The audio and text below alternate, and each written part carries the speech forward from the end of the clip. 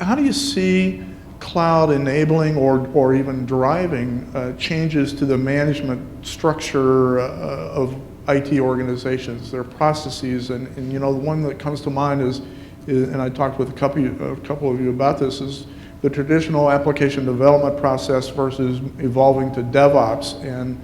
And Volker, I know you had a few comments about that.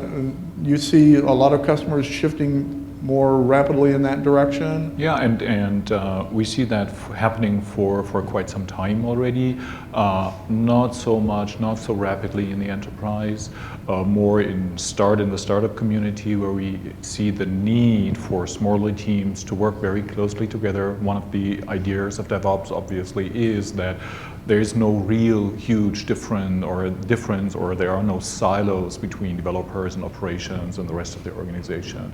DevOps in enterprise is ideally a similar game where you have developers, you have the operations team working close together with security team, with the networking team, with the business as well.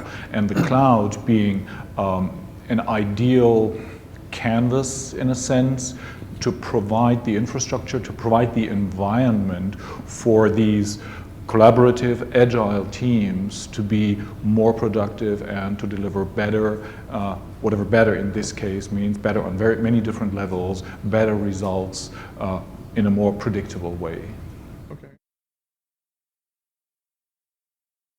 You want to serve. Right. So Eric, as a user then, what do you view as the kinds of services that you would like from a cloud provider? Not just that they certify that they're good, but are you looking for services to help you certify your workloads? I mean, yeah, I mean, like that? we're the last probably 4 years for us, we've taken a much different posture with our service providers than we've had in the past.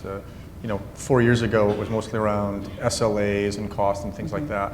Now what we're seeing is that's kind of dwarfed by what we want to do from a security and compliance standpoint.